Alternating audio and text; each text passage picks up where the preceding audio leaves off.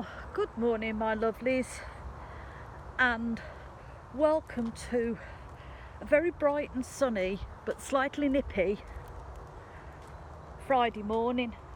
I hope you're all well.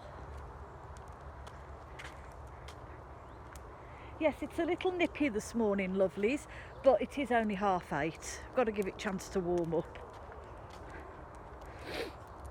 So today we thought we'd come down to Stonydelph Lakes. We haven't been down here for a while.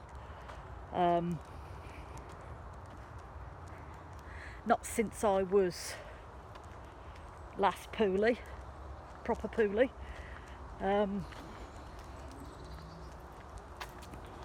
However, we're getting there slowly, but that's another video.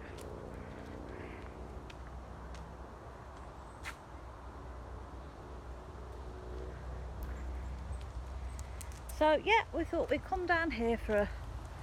Oh, come this way, that's it. There you go. Thought we'd come down here for a gentle stroll while it's quiet. Oh, hello, what are these? Right, what's this? Okay, autistic people hit their milestones in their own time and way each to be celebrated, because you will never see anyone try harder than a person with autism. Oh, isn't that beautiful? I saw another one down here somewhere. Let's go and find that one. Come on, Lou, this way a minute. Come this way a minute. Good girl, there it is. I didn't know these were here.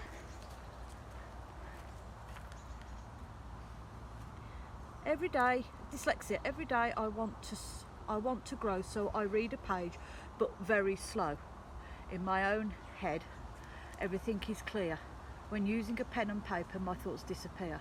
I see it bare and hear it so, but when it's time to say it, it doesn't echo. My thoughts are full and fuzzy, and at times I learn to live with it. I know I'm different and difficult to understand, but take a closer look and you will find a genius expand. Oh, how wonderful. My best friend at school was dyslexic. Lovely, lovely girl. I'm still in contact with her. She's a lovely girl. Oh, look. Little bee bug hotel. Yeah, I'm still in contact with her. She's got a family of her own. But yeah, she was dyslexic and she did struggle. She did struggle, bless her. But, you know, we get by. We have to, don't we? And that's it, isn't it? We have to learn to live with whatever health problems or disabilities that we have. I don't think learn to live's the right word. Come to terms with. We can't let it define who we are. You know, we can't be known as, I don't know, for example, oh, this is Celia, she's got mental problems. You know, you can't be known for your illness. And yes, okay, it's a ball ache when you're struggling to do things. You know, especially with mental health, when you struggle to get out of bed in the morning and you have to push yourself to do it. But it's one of them things where you think, right, well, I can either let it take over my life, come this way, Poppet, or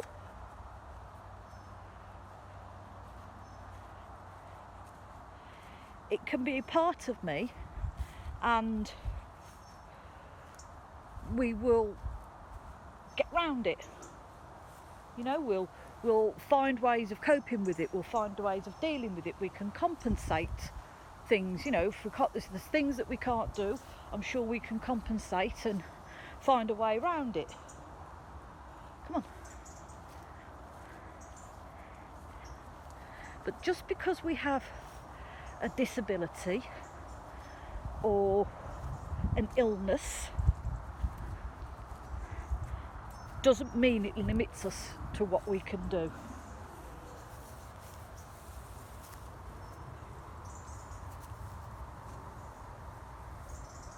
And I think some of the most amazing and inspirational people are those that combat and overcome their disabilities and their illnesses. Those to me are superheroes.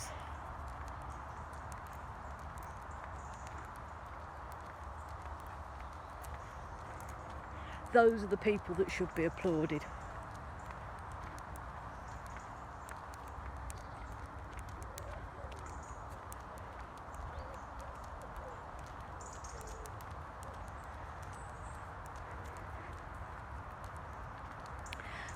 So yes, it's a very, very beautiful morning.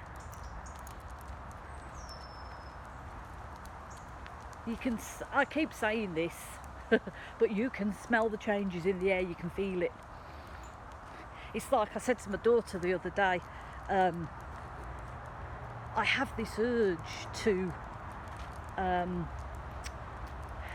prepare for the winter. It's like, you know, animals that hibernate, you know, like the bears and things, they go out and they stock up on food and they chub up and they get lots and lots of goodies in and get a nice cosy comfy bed and do whatever, and then they go to sleep for the winter.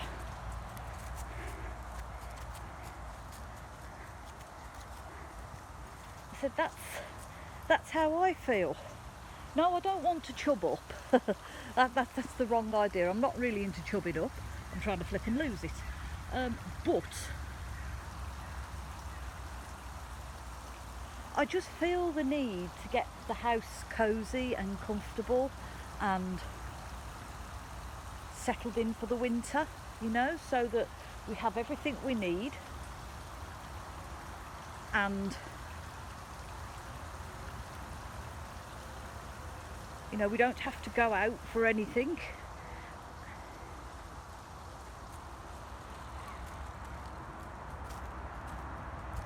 And I suppose our ancestors did that as well, you know.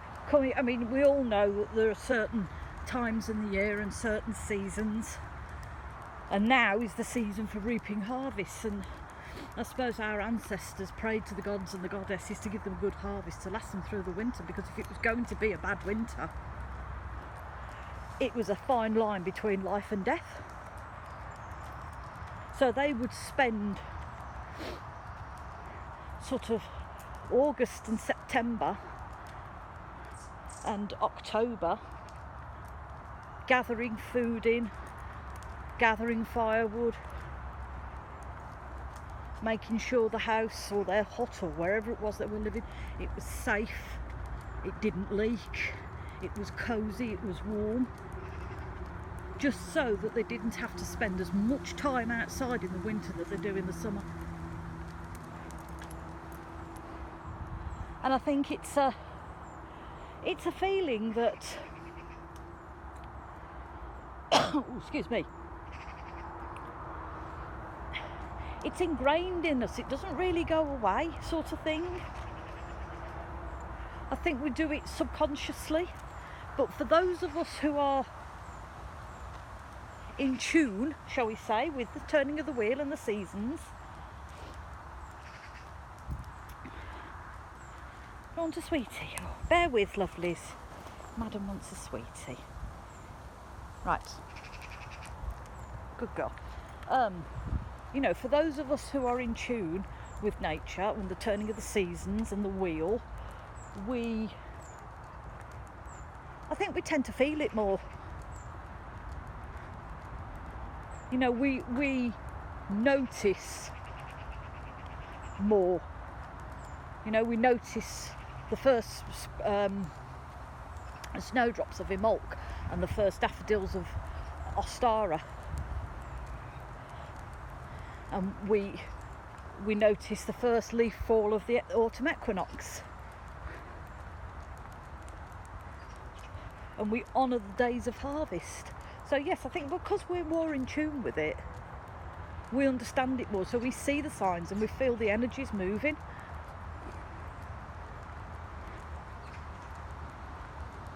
And that's really good.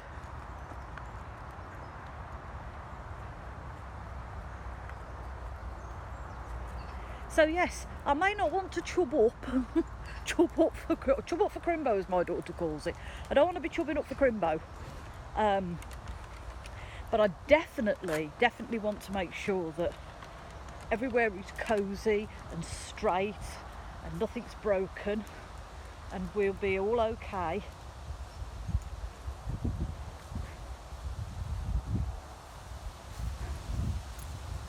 And we'll be safe for the winter, so that we don't have to go out in it as often as we'd like, as we wouldn't want to.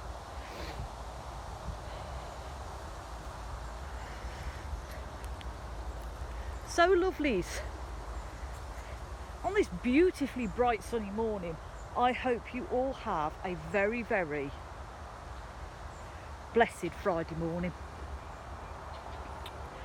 Please do look after yourselves, and remember, if you're struggling, please reach out to somebody, because there's always someone there that will help you.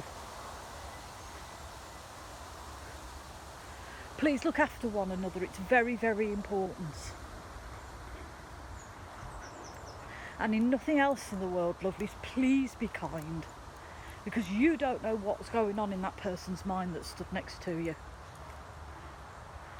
And as always, I'm sending you all much love and many blessings.